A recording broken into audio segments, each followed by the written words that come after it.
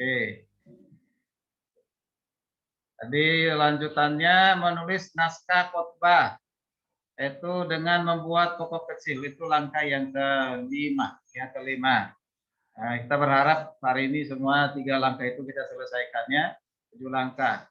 Nanti homiletika 2 langsung masuk praktek khotbah, ya praktek khotbah. Oke. Jadi langkah yang kelima yaitu membuat pokok kecil. Apa itu pokok kecil? Jadi yang dimaksud dengan pokok kecil itu adalah menjelaskan pokok-pokok besar dengan dukungan nas dan juga uraian-uraian sesuai dengan tema khotbah. Artinya usahakan menentukan sudah memilih nas dan temanya harus sesuai dengan nas. Kemudian pokok besarnya juga harus sesuai dengan nas. Kalau tiga-tiganya ini sudah sesuai, maka sekarang bagaimana menguraikannya? Menguraikan pokok besarnya. Ya, pokok besarnya. Jadi pokok kecil itu biasanya terdiri dari 4 bagian. Ya, 4 bagian. Oke, jadi perhatikan bagian yang pertama yaitu bagian dari apa? Menjelaskan. Ya, menjelaskan. Tadi pokok kecil menjelaskan pokok besar dengan ide dinas yang didapat dari misalnya ada kata, ada frasa, ada ayat, jadi dukung ayat. Nah, jika ada kata yang memerlukan arti atau definisi, ya harus dijelaskan. Mungkin menurut kamus atau ensiklopedia. Ya. Tadi kalau misalnya ada kata, misalnya kata-kata tertentu yang perlu didefinisikan, misalnya berhasil atau sukses misalnya. Apa itu kata sukses?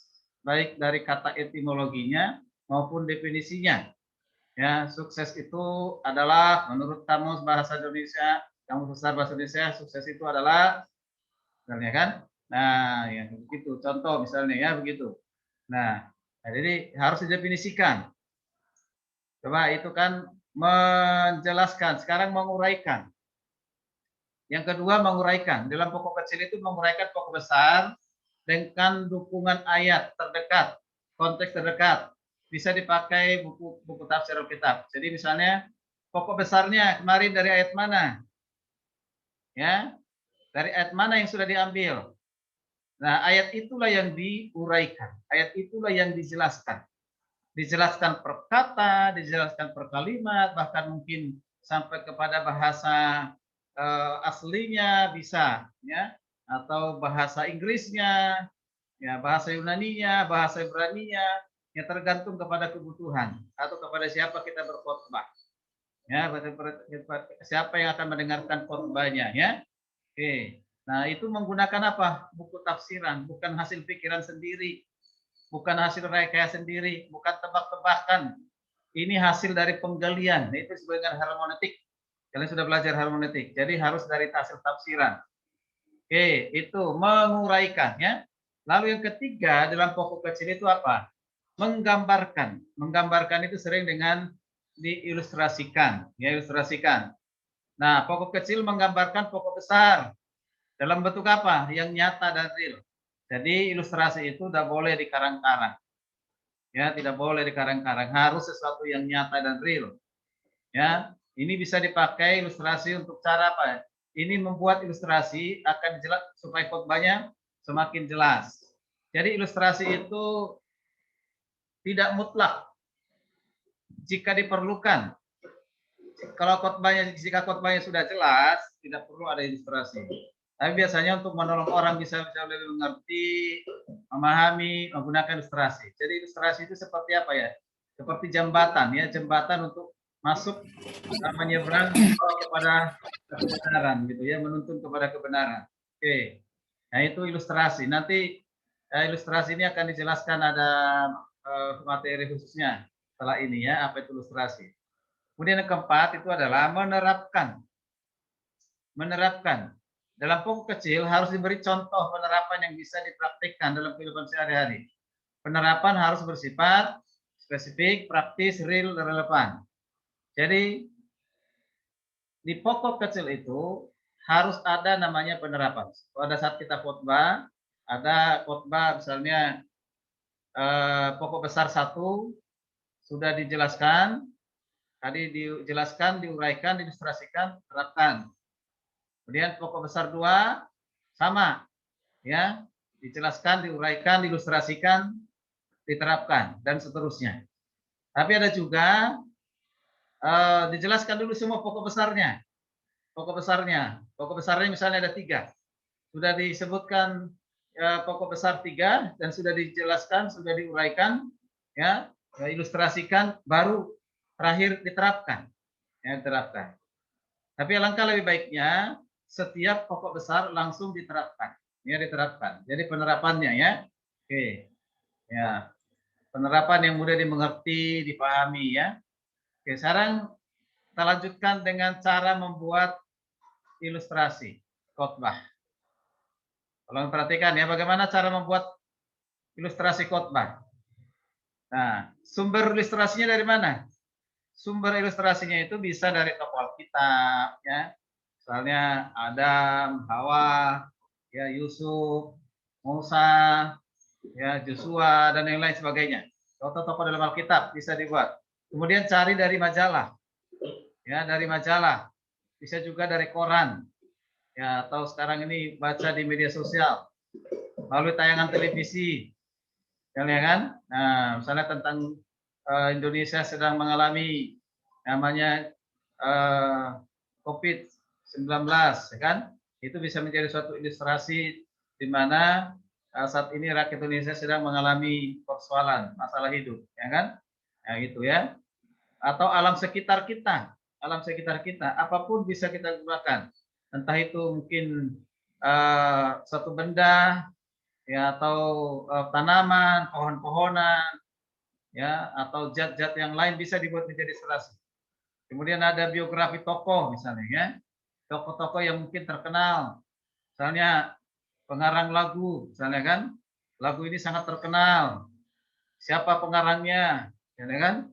Nah, apa yang melatar belakangi menulis lagu itu, misalnya kan? Nah, itu bisa itu menjadi suatu ilustrasi. Antonia, kenapa jalan-jalan?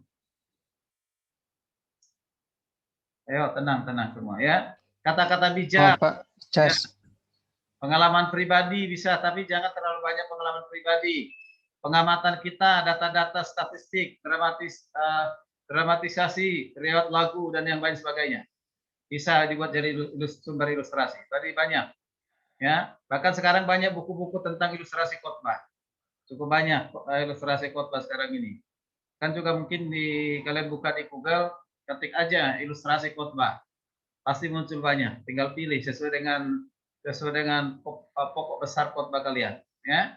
Bisa, ya. Pada beli buku lagi, buku ilustrasi, ya, nggak apa-apa, ya, diambil latar, tapi baca, harus baca dulu, simak dulu, benar nggak itu contoh ilustrasinya, jangan sampai kebohongan kan. Ya, kemudian bisa juga cara mengoleksi ilustrasi itu dengan apa? Membuat clipping dari potongan koran, majalah, ya, mengumpulkan berdasarkan abjad atau tema. Ya, saya pernah buat itu. Ya, pernah buat itu dalam satu kartun. Saya tulis setiap ilustrasi. Nah, nanti pada saat saya khotbah, ilustrasi itu saya sudah bawa. Ya, nanti tinggal ingat pokok besar 1, ilustrasi 1. Pokok besar 2, ilustrasi 2. Pokok besar 3, ilustrasi 3. Jadi saya udah ingat, oh ini ilustrasinya. Ilustrasi itu harus kita pahami isi ceritanya. Ya, harus kita pahami, jangan terkesan hanya membaca. Ya, bagaimana menghubungkan ilustrasi itu dengan khotbah yang akan kita sampaikan. Tapi kemarin juga ada. Jangan sampai kita lebih banyak waktu kita gunakan untuk ilustrasi, jangan.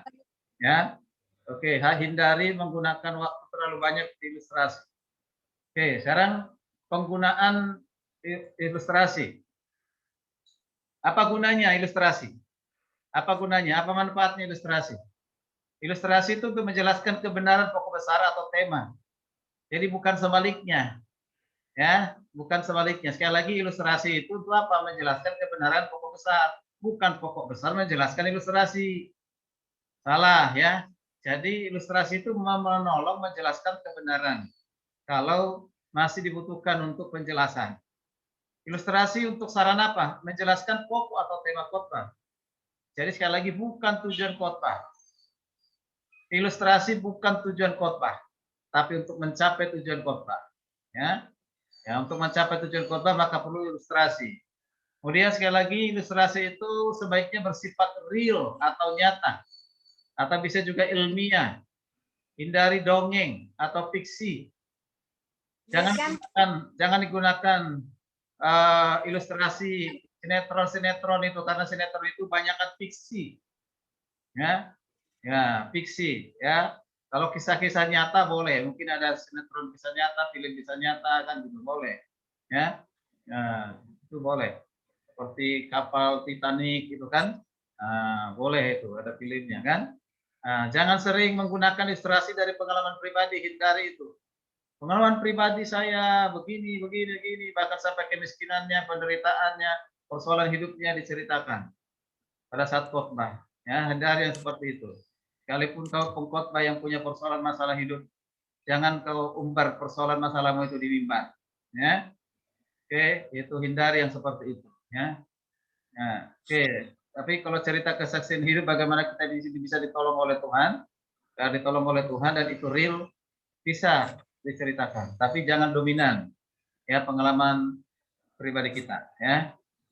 Kemudian ilustrasi bersifatnya harus membangun, bukan pelecehan atau diskriminasi, kesombongan pribadi tidak boleh ya. Ya, mengkreditkan orang lain, mendefinisikan orang lain tidak boleh ya. Satu ilustrasi tidak boleh ya untuk menjelaskan satu kebenaran. Ini ya, perhatikan. Satu ilustrasi sebaiknya dipakai untuk menjelaskan hanya satu kebenaran, hanya satu pokok. Berarti kalau dia tiga pokok besar, tiga ilustrasi. Ya, tiga ilustrasi. Oke. Nah, ada yang harus diwaspadai. Ya, harus diwaspadai. Jangan menggunakan ilustrasi yang menarik perhatian, lucu, konyol, sensasional, menyita waktu yang pada akhirnya akan merusak alur logika dan struktur khotbah dan tidak membantu menjelaskan nas. Misalnya ini, lihat nggak foto itu? Lihat nggak gambar itu? Pendeta ini tewas digigit ular ketika khotbah menggunakan ilustrasi ular. Nah, itu kan konyol, ya. Ya mungkin khotbahnya tentang bahwa ular berbisa karena kuasa Tuhan tidak akan memakut kita dengan bisanya karena kuasa Tuhan. Nah, ini coba ilustrasi gitu. Terjadi apa? Ya, udah takut ular mati, tewas itu orangnya. Jangan seperti itu, ya. Oke. Sekarang kita buat contoh membuat pokok kecil.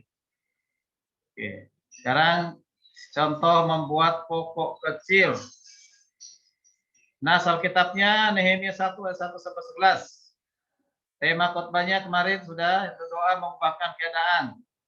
Lalu ketiga buat kalimat peralihan. Kalimat peralihannya doa mengubahkan keadaan dengan mengikuti langkah-langkah dalam Nehemia 1 ayat 1 sampai 11. Pertanyaannya, apa langkah-langkahnya? Masih ingat ya kalimat peralihan ya? Tema tambah apa? Tema tambah kata kunci.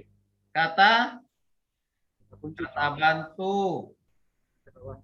Baru tambah kata kunci. Baru kata kunci. Kata tanya. Oke, itu kalimat peralihannya. Sekarang kita memperhatikan, ini pokok besarnya. Doa dengan terbeban. Nehemia 1 ayat keempat. Jadi jelas alamat Alkitabnya ya, dasar Alkitabnya yang digunakan. Setiap pokok besar itu harus jelas diambil dari ayat mana. Doa dengan terbeban. Ketika ku dengar berita ini, duduklah aku menangis dan berkabung selama beberapa hari. Aku berpuasa dan berdoa ke hadirat Allah semesta langit. Nah, ini ayat Alkitabnya. Kita perhatikan pokok besar. Pokok besar yang pertama tadi apa? Menjelaskan. Ya, menjelaskan. Ya, menjelaskan. Bagaimana menjelaskannya? Perhatikan. Nehemia orang buangan yang terhormat menjadi juru minum raja. Dari mana kita bisa tahu hal itu? Di ayat 1 pasal 1 ayat 11, pasal 2 ayat 1. Ia mendengar dari Hanani. Hanani itu siapa? Seorang dari Yehuda yang terluput dari penawanan, bahwa kondisi Yerusalem sangat menyedihkan. Orang-orang menderita, temboknya terbongkar, pintu-pintunya terbakar. Dari mana itu cerita itu? Menjelaskan itu. Ayat 33. Jadi ingat ya, menjelaskan itu bersumber dari nas Alkitab yang sudah ditentukan, yang sudah dibaca. Nah, oke. Nah, perhatikan, mendengar ini Nehemia menangis berkabung. Ya tempat. Nehemia sangat terbeban atas penderitaan bangsanya. Keruntuhan kota, bahkan rusak kota Yerusalem. Nah, ini kan, ini menjelaskan. Sekarang menguraikan. Nah, menguraikan. Dalam pokok kecil yang kedua menguraikan itu adalah sebagai orang sukses, Nehemia bisa berpikir egois. Tetapi Nehemia adalah orang yang peduli terhadap penderitaan umat Allah. Ia memikirkan masalah bangsanya sangat serius, sangat terbeban, sehingga kesedihannya terbaca dari mana? Dari sikap dan raut mukanya yang oleh Raja Artasasta. Dari mana itu? Ayat kedua, pasal kedua, ayat kedua ya. Nehemia terpanggil membangun Yerusalem karena terbeban, karena terpanggil. Tanpa pamrih, Nehemia mengungkapkan sikap keterbebanannya dengan doa. Dan pada saat ditanya oleh sang raja, apa keinginannya? Nehemia tidak langsung menjawab atau meminta kepada raja, tetapi kembali dia berdoa. Lalu kata raja kepadaku, jadi apa yang kau inginkan? Maka aku berdoa kepada Allah semesta langit. Ayat kedua, pasal kedua ayat 4. Nah itu menguraikan, ya menguraikan. Sekarang menggambarkan. Ya tidak perlu ilustrasi karena kisah Nehemia itu terbeban sudah sangat jelas. Jadi tidak perlu. Ya. Jadi sekali lagi mau katakan ilustrasi itu tidak mutlak. Kalau sudah jelas Alkitabnya, nas Alkitabnya tidak perlu ada ilustrasi. Sekarang yang keempat, menerapkan. Apa yang diterapkan? Ya dari kisah Nehemia, yaitu doa akan membuahkan keadaan. Jika memiliki sikap hati yang terbeban secara pribadi, tanpa rasa terbeban, tidak akan ada doa yang serius. Amin, Bapak Ibu Saudara kasih Tuhan. Wah, gitu. Bapak Ibu tidak akan pernah terbeban untuk berdoa kalau tidak memiliki sikap hati. Ya. Seseorang tidak akan pernah mau berdoa kalau tidak memiliki sikap hati yang terbeban untuk berdoa. Karena keterbebanan itu membuat orang bisa berdoa. Nah, itu tantangan. Menantang siapa? Menantang dirimu yang berkhotbah, menantang jemaat ya untuk menerapkan firman Tuhan. Itu pokok besarnya, yang menjelaskan pokok besarnya. Ya, oke, kita lanjutkan lagi supaya lebih mengerti. Bapak Ibu saudara kasih Tuhan, kita lanjutkan doa yang membuahkan keadaan. Selain terbeban, memiliki beban untuk berdoa. Yang kedua adalah doa dengan merendahkan diri. Mari kita perhatikan yang biasa dilakukan orang-orang dalam perjanjian lama, yaitu memukul dada, menyiram abu di atas kepala, berjalan dengan kaki telanjang, menarik dan menggunting rambut, menyakiti dada. Ini adalah suatu cara merendahkan diri dengan berkabung. Seperti halnya Nehemia. Doa permohonan Nehemia sungguh-sungguh digumuli dengan merendahkan diri di hadapan Tuhan. Ia berdoa siang dan malam. Nah, di ayat ke-6 ya. Nehemia tidak hanya berdoa secara pribadi, tetapi melibatkan orang lain juga. Asal ayat yang ke-11. Nehemia sebenarnya layak sombong karena di negeri orang lain ia bisa berprestasi, namun semua prestasi dan kejayaannya harus ditanggalkan tak kala ia berhadapan dengan Allah. Nehemia merendahkan diri dalam doanya. Ia memohon pengampunan atas dosa-dosa, baik dosa secara pribadi maupun dosa bangsanya. Semua itu diambil dari nas Alkitabnya, menggambarkan. Nah, tidak perlu ilustrasi. Mengapa? Karena kisah Nehemia merendahkan diri juga sudah sangat jelas. Tidak perlu. Ya, masuk kepada penerapan. Ya, penerapannya. Bapak Ibu saudara kasih Tuhan, apa yang harus kita aplikasikan, kita terapkan dalam kehidupan doa Nehemia? Ya Nehemia. Nehemia bukan saja terbeban, merendahkan diri, tetapi kita lihat dia menjauhkan diri dari kesombongan. Karena kesombongan itu tidak ada faedahnya. Dia tidak menyalahkan siapapun. Tidak baik menyesali kegagalan dan masalah di sekitar kita. Marilah kita saatnya kita berdoa dengan merendahkan diri di hadapan Tuhan. Nehemia datang merendahkan diri di hadapan Tuhan. Kita belajar, yaitu kita pun berdoa dengan merendahkan diri. Nah itu penerapannya ya. Oke. dan seterusnya. Ya, doa berusaha dan seterusnya. Oke, nah menjelaskan, oke, menggambarkan, sudah. Nah, itu menerapkan. Nah, oke. Sekarang ingat ya, saya ulang lagi. Membuat pokok kecil ada 4. Yang pertama tadi apa? Jelaskan, Jelaskan, menguraikan, terus menggambarkan dan menggambarkan menerapkan. dan Menerapkan. ada 4, ya. Jadi ada 4. Jadi ini yang buat. Jadi kalian bisa menjelaskan, menguraikan, mengilustrasikan atau menggambarkan dan juga menerapkan. Sekarang kalian praktek latihan membuat pokok kecil. Pokok kecil yang kemarin sudah dibuat pokok besarnya. Pilih salah satu. Pilih salah satu yang sudah dibuat pokok besar. Kalian sekarang kerjakan, jelaskan. Saya berikan waktu khusus satu saja dulu. Satu pokok besar saja dulu, nggak usah 3. Dari 3 itu satu pokok besar. Kalian buat 4 tadi. Menguraikan, menjelaskan, menguraikan, menggambarkan, dan menerapkan. Ya, saya kasih waktu 10 menit untuk mengerjakannya. Silakan. Yuk.